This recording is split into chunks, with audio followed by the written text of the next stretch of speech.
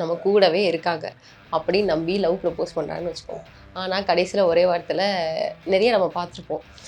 ஒரே வாரத்தில் நான் சும்மா ஃப்ரெண்டாக தான் பழகுறேன், என்ன அந்த லவ் இருக்கா இல்லையான்றதை ஃபஸ்ட்டு எப்படி கண்டுபிடிக்க, இதை சொன்னீங்கன்னா நிறைய பசங்களுக்கு உதவியாக இருக்கும். ஸோ அது அவங்க இருக்கிற ஒரு மனநிலை தான். திடீர்னு ஒரு நாள் தேடுவாங்க, திடீர்னு ஒரு நாள் இதெல்லாம் நினச்சி பார்ப்பாங்க. இப்படி ஒருத்தன் இருந்தாங்கல்ல, நான் மிஸ் பண்ணிட்டேன்ல அப்படின்னு நினச்சி பார்ப்பாங்க. அப்போ நீங்கள் அந்த பர்சனை வெறுக்க வரக்கூடாது. இருக்கலாம் இப்படி மாறி மாறி தான் நடக்கும்.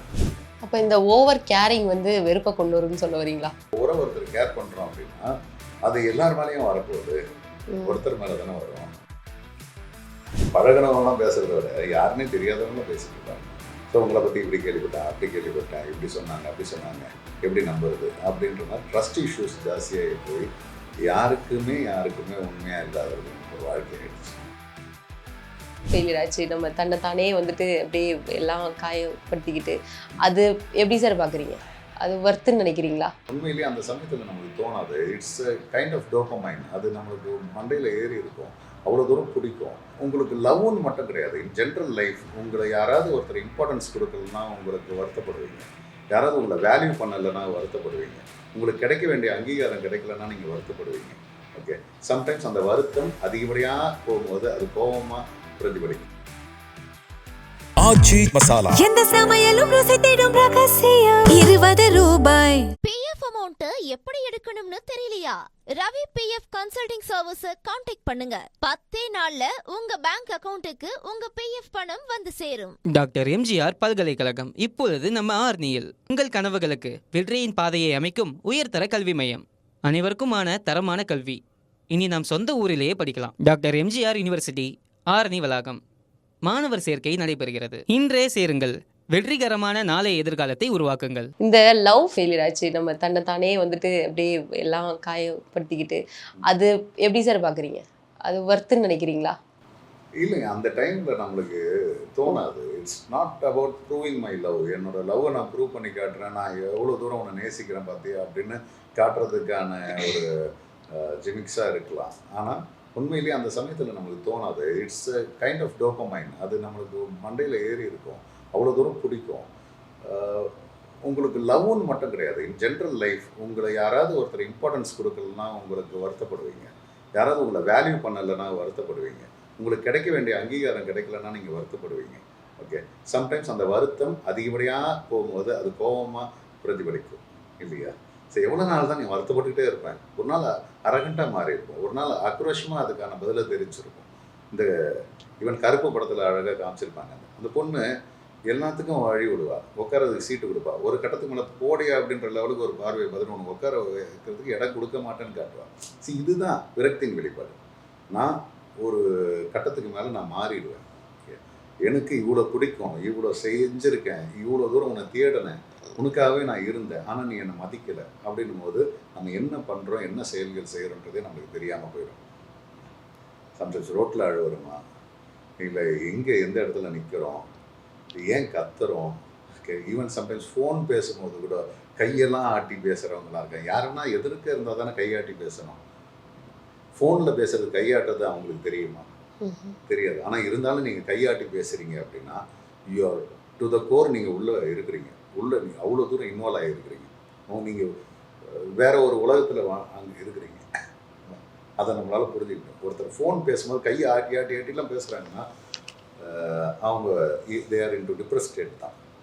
ஓகே, அவங்க உள்ளே புரிய வைக்க ட்ரை பண்ணுறாங்க, என்னை புரிஞ்சுக்கன்னு ட்ரை பண்ணிகிட்டு இருக்காங்க.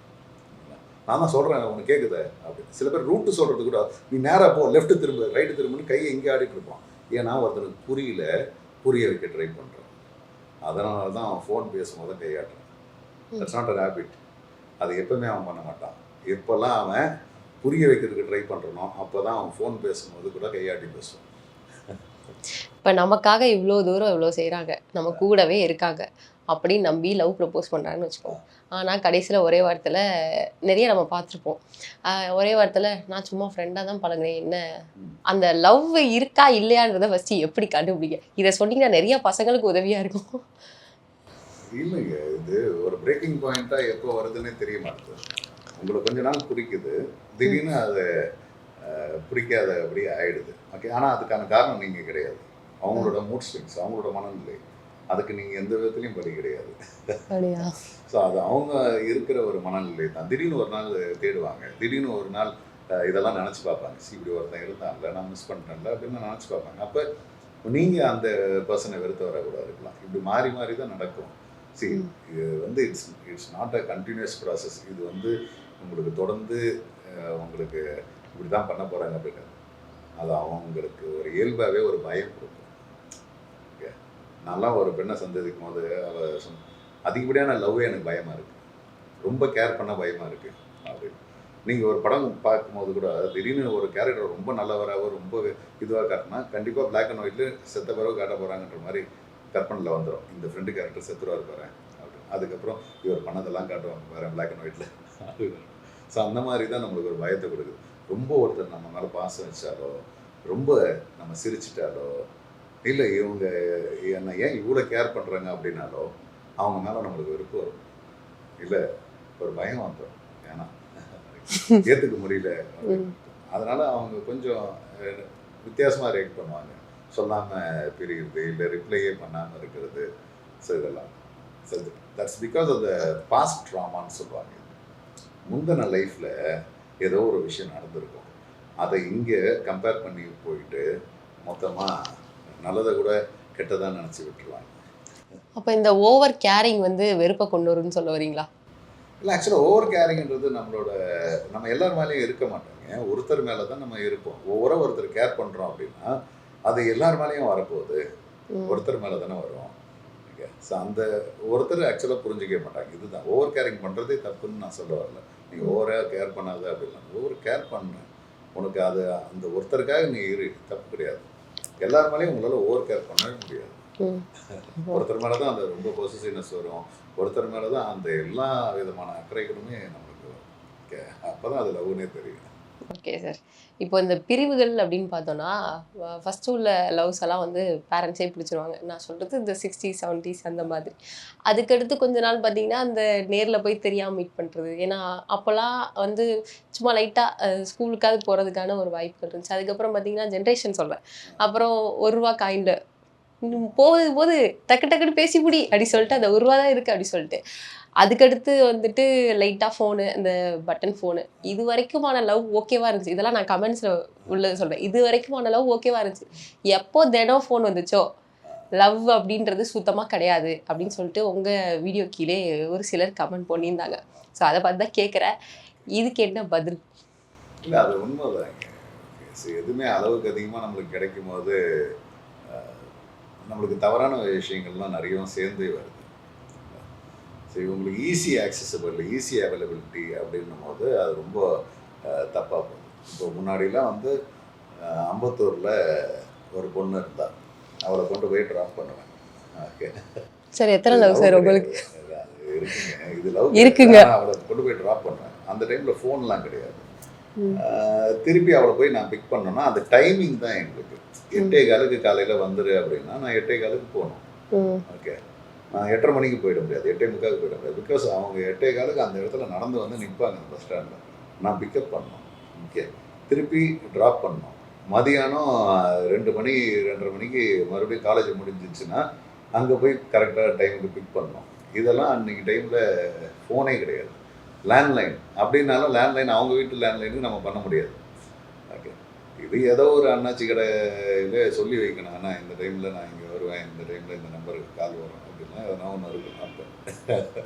ஓகே, ஸோ இந்த மாதிரியான காலகட்டங்கள்லாம் நல்லா இருந்தது ஆக்சுவலாக. அதுதான் இதை வந்து பாஸ்ட்டை பேசலாம், நிறைய பேசலாம். அழகாக ஒரு சின்ன ஒரு ஐக்கியூ கவிதை கூட படித்தேன். அன்றைக்கி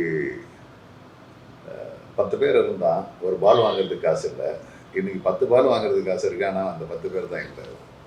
ஓகே, சில சமயம் இதெல்லாம் யோசிச்சு பார்த்தா அன்றைக்கி பேசுகிறதுக்குலாம் ஆள் இருந்தாங்க, இன்றைக்கி அந்த பேசுகிறதுக்கு அந்த ஒரே ஒரு ஆள் தான் இல்லை, ஆனால் இன்றைக்கி நிறைய பேர் இருக்காங்க.